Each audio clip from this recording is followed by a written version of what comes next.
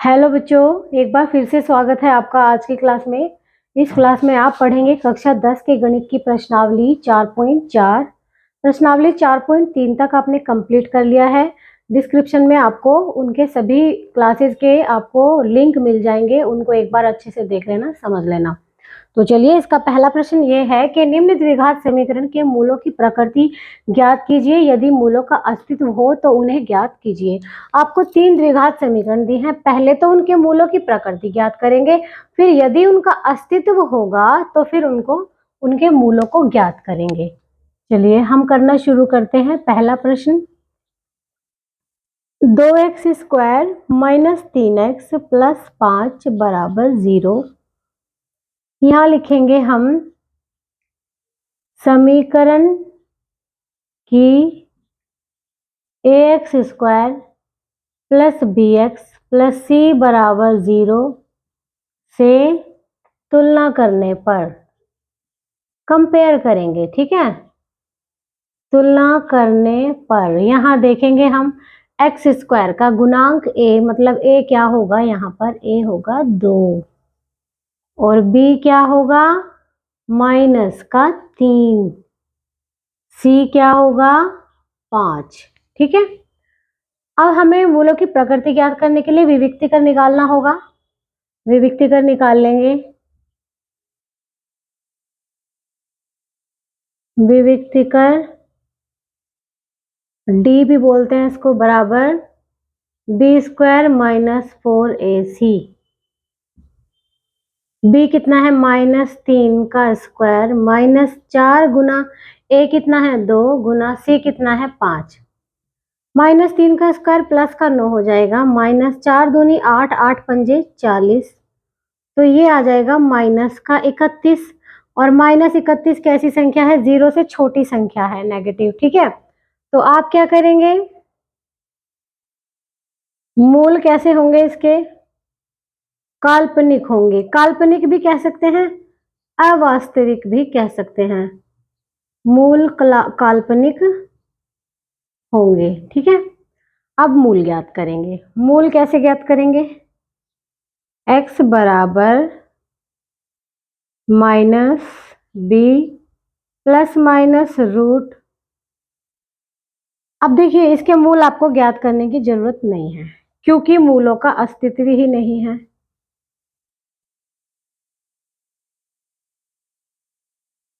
मूलों का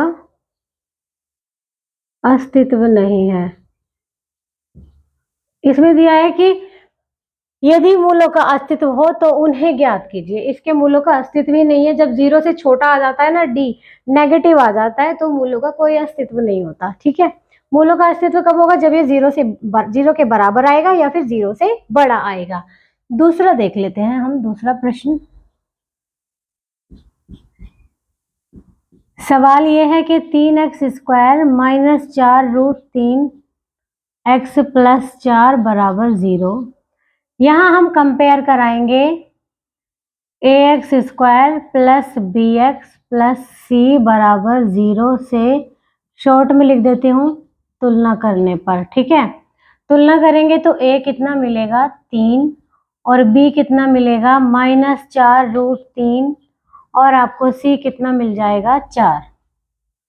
तो d निकालेंगे आप। d कैसे निकालेंगे, b का स्क्वायर -4ac, b मतलब -4 रूट 3 का स्क्वायर -4 गुना a कितना है 3 गुना c कितना है 4।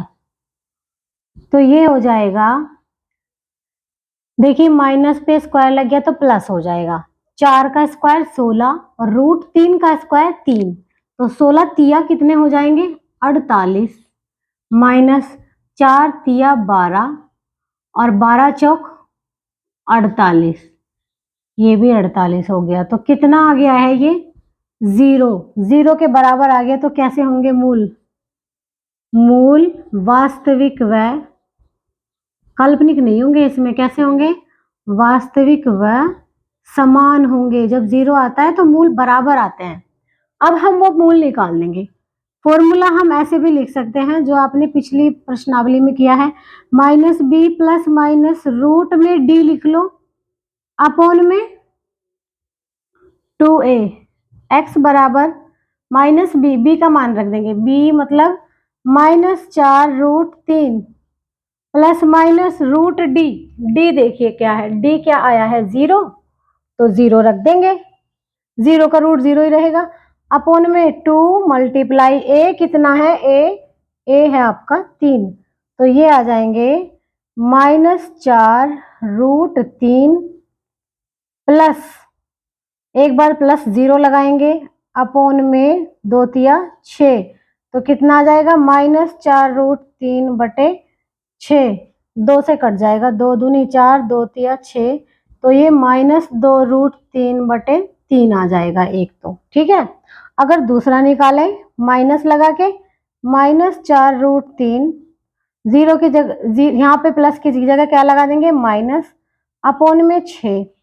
अब आपने देखा कि माइनस करेंगे 0 तब भी -4√3 रहेगा, ये माइनस का 4√3 रहेगा, जैसे 0 प्लस किया तो -4√3 रहा, अब 0 माइनस करेंगे तब भी यही रहेगा, अपोन में क्या आएगा 6, 2 दूनी 4, 2 तिया 6, अभी भी मूल क्या रहेगा -2√3/3, क्योंकि मूल कैसे होंगे, वास्तविक व समान, अगर d 0 आता है तो मूल समान होते हैं, नोट कीजिए इसको।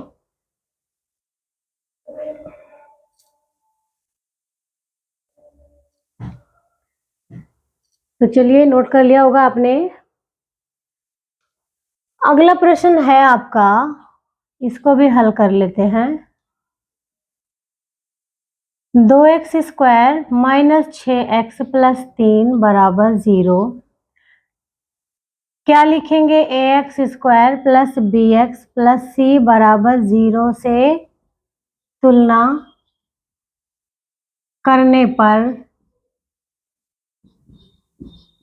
तो a कितना आ जाएगा 2, b कितना आ जाएगा -6, c कितना आ जाएगा 3, तो d निकाल लेंगे, b² - 4ac, मतलब -6 का स्क्वायर -4, a है 2 और c है 3, तो d आ जाएगा 6 6 36 -4 दूनी 8, 8 तिया 24, इसको घटाओ इसमें से तो कितना आएगा 12, d आ जाएगा 12, ठीक है।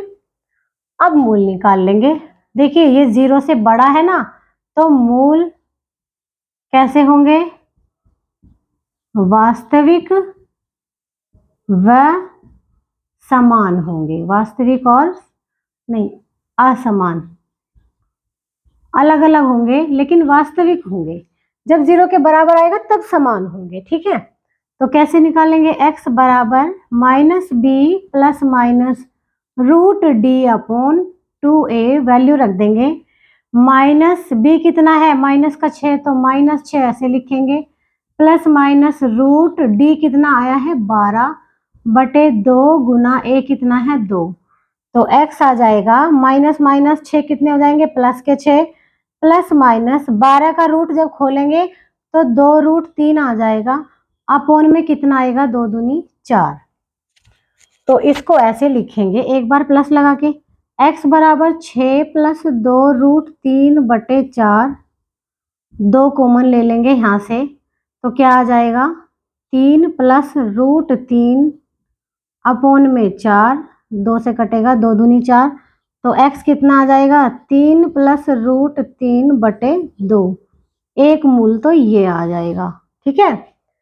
एक बार माइनस करके ले लो इसको, x बराबर जैसे 6 + 2√3 लिखा है ना, 6 - 2√3 लिख देंगे, अपोन में क्या आएगा 4, 2 कॉमन ले लेंगे तो यहाँ क्या रहेगा 3 और यहाँ रहेगा -√3, अपोन में क्या आएगा 4, तो ये आ जाएगा 2 दूनी 4, तो x कितना आएगा 3 - √3 अपोन में 2, एक मूल आपका ये आ गया।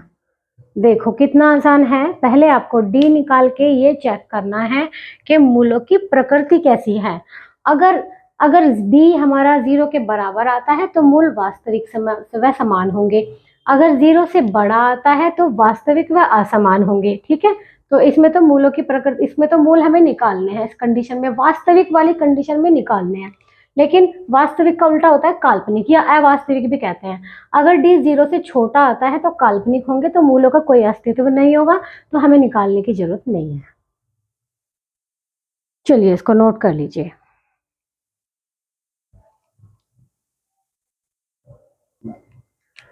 प्रश्न संख्या 2 में दिया है कि निम्न प्रत्येक द्विघात समीकरण में k का ऐसा मान ज्ञात कीजिए कि उसके 2 बराबर मूल हों। अब आपको समझने की जरूरत है, 2 बराबर मूल मतलब समान मूल। समान होंगे तो क्या होगा कि d 0 के बराबर होगा, तो इसके d को हम 0 के बराबर रख देंगे और हमारा k का मान आ जाएगा। तो हम सबसे पहले पहला क्वेश्चन ले लेते हैं। 2x square plus kx plus 3 बराबर 0। हम लिखेंगे कि ax square plus bx plus c बराबर 0 से तुलना करने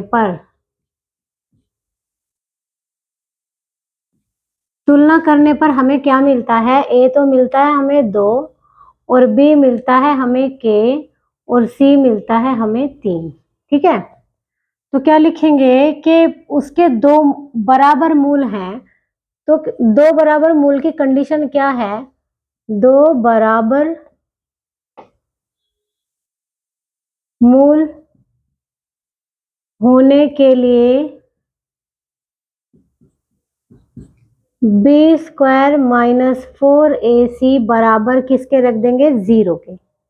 बी स्क्वायर, अब बी कितना है? के का स्क्वायर माइनस 4, ए कितना है? 2, सी कितना है? 3 बराबर 0। के स्क्वायर माइनस 4 दूनी 8, 8 तिया 24 बराबर 0। तो यहाँ से के स्क्वायर बराबर 24 हो गया है, माइनस का नंबर इधर जाके प्लस हो गया, तो के क्या होगा? Plus minus root 24।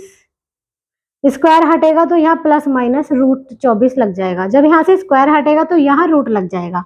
अब हमने प्लस माइनस इसलिए लगाया, आपने देखा होगा माइनस के 3 का नंबर भी प्लस, माइनस के 3 का स्क्वायर भी प्लस का 9 होता है और प्लस के 3 का स्क्वायर भी प्लस का 9 होता है।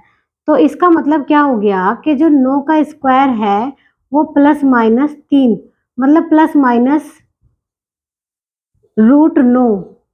इस तरह से मतलब माइनस के नंबर का रूट भी क्या होता है? प्लस का नंबर ही होता है। ठीक है, तो इसलिए हमने यहाँ पे प्लस माइनस 24 लिखा है। तो अब आप क्या करेंगे? के बराबर प्लस माइनस देखेंगे, प्लस माइनस तो इसको तो लगाएंगे ऐसे ही। 24 का रूट देखिए कैसे निकलेगा? 2 गुना 2 गुना 2 गुना 3, ये 24 के फैक्टर होते हैं, तो एक जोड़ा बाहर आ जाएगा, 2 अंदर, ये 6 रहेगा, इसका जोड़ा नहीं बना। ये बहुत छोटे बच्चों की तरह समझाया मैंने आपको, जो 8th क्लास में समझाते हैं। तो के का मान प्लस का 2√6 भी हो सकता है और माइनस का 2√6 भी हो सकता है। इसमें कंफ्यूज नहीं करना प्लस माइनस में, बहुत सिंपल है। चलिए दूसरा देख लेते हैं इसका। के एक्स माइनस 2 प्लस 6 बराबर 0। इसको थोड़ा सा सोल्व कर लेंगे। और कैसे? इसको लिखेंगे के एक्स स्क्वायर, अंदर मल्टीप्लाई कर ली, माइनस ये हो जाएगा 2kx प्लस 6 बराबर 0। अब करेंगे compare, A x square plus B x plus C बराबर 0 से तुलना करेंगे तो एक्स स्क्वायर का गुणांक ए, एक्स स्क्वायर का गुणांक के, तो ए बराबर क्या मिला है? के, और b बराबर x का गुणांक क्या मिला है? माइनस का 2k, और c बराबर क्या मिला है? 6। ठीक है, अब वही बात लिखेंगे, 2 बराबर मूल होने के लिए क्या कंडीशन होती है? 2 बराबर मूल होने के लिए क्या कंडीशन है? बी स्क्वायर माइनस 4ac बराबर 0। बी स्क्वायर मतलब माइनस के 2k का स्क्वायर माइनस 4 मल्टीप्लाई ए कितना है? k, और c कितना है? 6 बराबर 0। तो ये -2k का स्क्वायर तो हो जाएगा +4k स्क्वायर, 4 छिके 24 माइनस का 24k बराबर 0। अब जो कॉमन है वो कॉमन ले लो, यहाँ से 4 भी कॉमन है और k भी कॉमन है। यहाँ से 4 कॉमन ले लिया और एक k कॉमन ले लिया तो एक k रह गया, 4 तो खत्म। यहाँ से k तो खत्म हो गया, k बाहर ले लिया। यहाँ से 4 कॉमन लिया तो 4 छिके 24 होते हैं, तो माइनस का 6 रह गया बराबर 0। अब इसमें k के 2 मान आएंगे, जैसे k के 2 मान आए ना, यहाँ पर भी एक प्लस का 2√6 एक माइनस का 2√6, यहाँ पर भी 2 आएंगे। कैसे? यदि 4 के बराबर 0, या तो ये 0 होगा या ये 0 होगा। यदि 4 के बराबर 0 तब k बराबर 0/4 और k बराबर क्या आ जाएगा 0। 0/4 क्या होता है 0, ठीक है। और यदि k -6 0, यदि k -6 बराबर 0 तब k बराबर 6। ये 2 वैल्यू आ गई है k की। चलिए नोट कीजिए इसको भी।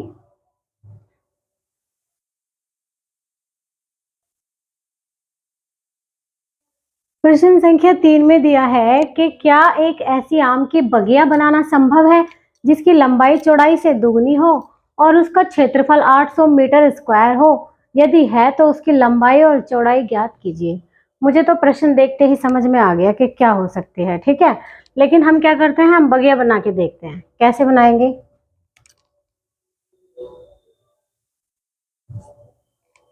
देखिए, लंबाई चौड़ाई से दुगनी हो ये बात की है इन्होंने, तो हम चौड़ाई को मान लेंगे। माना बगिया की लंबाई मान लिया x मीटर है, ठीक है, और बगिया की चौड़ाई, पहले हम चौड़ाई मानेंगे बच्चों, कंफ्यूज। चौड़ाई क्यों मानेंगे?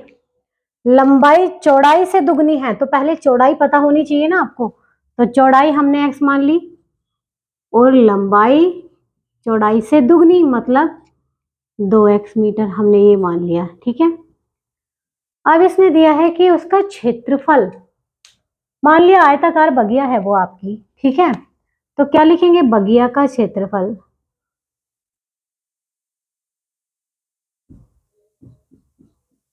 बगिया का क्षेत्रफल दे रखा है 800 मीटर स्क्वायर, और क्षेत्रफल क्या होता है, लंबाई गुना चौड़ाई बराबर 800 मीटर स्क्वायर। लंबाई मान लिया, लंबाई हमने मानी थी 2x और चौड़ाई x कितना है 800। 2x गुना x कितना होगा 2x स्क्वायर बराबर 800। x स्क्वायर बराबर 800/2, एक्स स्क्वायर बराबर कितना आ जाएगा 400। तो यहाँ से आपका x क्या आएगा, जब यहाँ से स्क्वायर हटेगा तो यहाँ प्लस माइनस रूट लग जाएगा। तो x बराबर प्लस माइनस 400 का रूट कितना होगा 20। अब x जो है आपका प्लस का 20 भी हो सकता है, माइनस का 20 भी हो सकता है, लेकिन हम क्या करते हैं, हम माइनस के 20 को छोड़ देते हैं, हम x की वैल्यू ले लेते हैं प्लस का 20, क्योंकि लंबाई कभी माइनस में नहीं होती। तो हम x को क्या ले लेंगे, प्लस का 20 ले लेंगे, ठीक है। तो क्या लिखेंगे, अतः बगिया की चौड़ाई, बगिया की चौड़ाई कितनी होगी, x मानी थी ना, x कितना आ गया 20 मीटर, और बगिया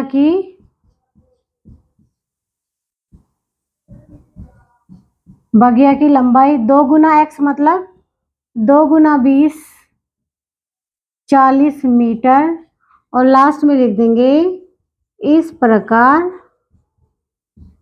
ऐसी बगिया बनाना संभव है। बगिया बनाना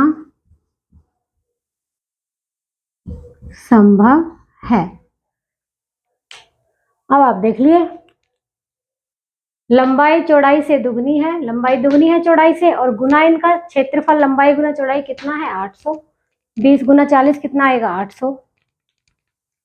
चलिए नोट कर लीजिए। प्रश्न संख्या 4 में दिया है कि क्या निम्न स्थिति संभव है, यदि है तो उनकी वर्तमान आयु ज्ञात कीजिए। अब देखिए स्थिति क्या है कि दो मित्रों की आयु का योग 20 वर्ष है। 4 वर्ष पूर्व उनकी आयु वर्षों में का गुणनफल 48 था। अब देखिए क्या ये संभव है, ये बात करके देख लेते हैं। माना पहले मित्र की आयु, एक मित्र की आयु कितनी है x वर्ष, और दूसरे की मानेंगे 20 माइनस x, क्योंकि योग कितना है 20 है।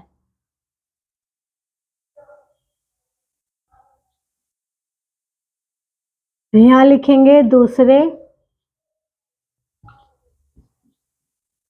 मित्र की आयु 20 माइनस x वर्ष।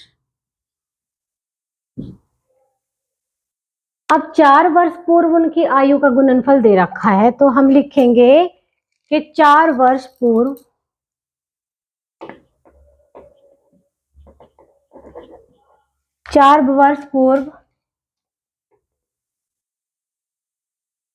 एक मित्र की आयु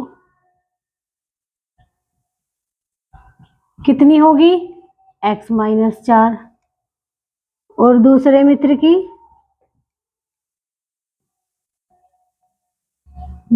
मित्र की आयु होगी 20 माइनस x माइनस 4। अब आप देखेंगे 20 माइनस 4 हम कर सकते हैं 16, 16 माइनस x इतने वर्ष, ठीक है, ये इतने वर्ष। प्रश्नानुसार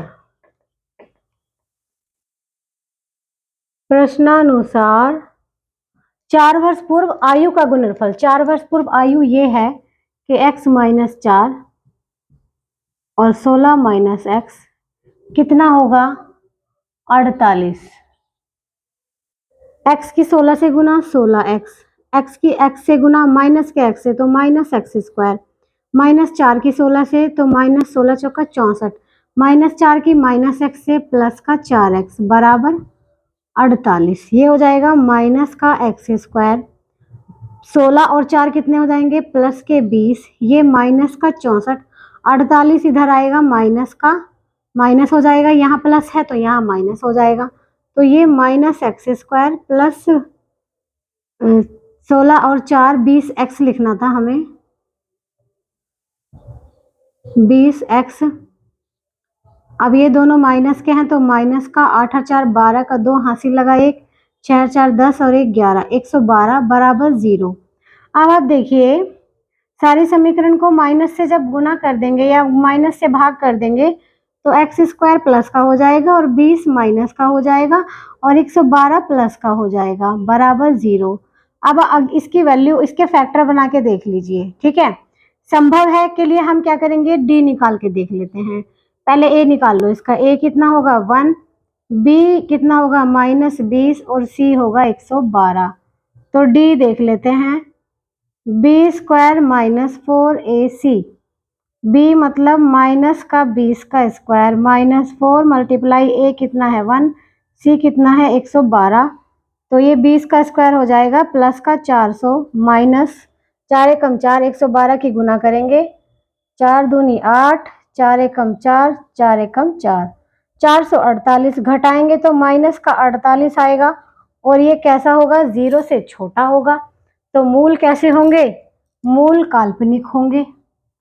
डी 0 से छोटा है तो मूल कैसे होंगे, मूल काल्पनिक होंगे, और काल्पनिक होंगे तो मूलों का कोई अस्तित्व नहीं होगा, अतः यह स्थिति संभव नहीं है। क्या लिखेंगे, अतः यह स्थिति संभव नहीं है, यही आपको बताना था। चलिए नोट कर लीजिए।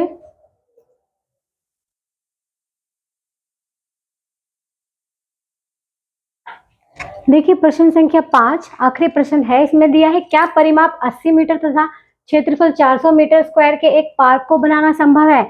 यदि है तो उसकी लंबाई और चौड़ाई ज्ञात कीजिए। तो इसको हम कैसे करेंगे? माना पार्क की लंबाई x और चौड़ाई हमने मान ली कितनी है? y, और परिमाप दिया है, परिमाप दिया है 80 मीटर, ये आपको दिया है, ठीक है। तो परिमाप क्या होता है? 2 गुना लंबाई जमा चौड़ाई बराबर 80। तो लंबाई जमा चौड़ाई कितना आ गया? 80/2, ये 2 डिवाइड में आ जाएगा। लंबाई कितनी है? x जमा चौड़ाई कितनी है? y, बराबर 80/2 कितना हो जाएगा? 40। एक कंडीशन हमारे पास ये आ गई है, ठीक है। क्षेत्रफल 400 मीटर स्क्वायर है, ठीक है। तो पार्क का क्षेत्रफल ये भी दिया है, पार्क का क्षेत्रफल कितना है? 400 मीटर स्क्वायर। क्षेत्रफल क्या होता है? लंबाई गुना चौड़ाई, x गुना y बराबर 400। समीकरण 2 प्रतिस्थापन कर दो यहाँ। समीकरण 1 से y बराबर 40 माइनस x, समीकरण 2 में रखने पर y की जगह 40 माइनस x रख देंगे। x गुना 40 माइनस x बराबर कितना हो गया? 400। तो ये हो गया आपका 40x minus x square minus का 400 बराबर 0। सारे साइन हम चेंज कर सकते हैं। एक्स स्क्वायर प्लस का हो जाएगा, 40x माइनस का हो जाएगा और 400 प्लस का हो जाएगा बराबर 0। 400 के ऐसे फैक्टर बनाएंगे कि जोड़ने पर 40 आए। 20 जमा 20 कितने होते हैं? 40, और 20 गुना 20 कितने होते हैं? 400। तो हमें फैक्टर आसानी से मिल गए हैं। 20x जमा 20x जमा 400 बराबर 0। तो इसको लिखेंगे x square minus 20x minus 20x plus 400 बराबर 0। यहां से x कॉमन लेंगे तो क्या बचेगा? x minus 20। यहां से माइनस 20 कॉमन ले लेंगे तो क्या बचेगा? x minus 20। x माइनस 20 बराबर 0। तो कितना आ गया? x माइनस 20, x माइनस 20 बराबर 0। यदि x माइनस 20 बराबर 0 तब x बराबर 20। इससे भी x का मान 20 आ जाएगा और इससे भी x का मान कितना आ जाएगा? 20। दोनों बार x का मान 20 आ जाएगा। इसका मतलब लंबाई तो निकाल ली हमने, समीकरण 1 से y भी निकाल लो। समीकरण 1 में x बराबर 20 रखने पर तो ये आ जाएगा 20 प्लस y बराबर 40, और y बराबर क्या आ जाएगा? 40 माइनस 20। तो y भी हमारा कितना आ जाएगा? 20। इसका मतलब क्या हुआ कि परिमाप 80 मीटर, क्षेत्रफल 400 मीटर स्क्वायर के पार्क को बनाना संभव है। तो क्या लिखेंगे? अतः इस प्रकार का पार्क बनाना संभव है। पार्क बनाना संभव है। पार्क की लंबाई 20 मीटर होगी और पार्क की चौड़ाई भी कितनी होगी? वो भी 20 मीटर होगी। 20 मीटर, ये आपका आंसर होगा। चलिए इसको नोट कर लीजिए।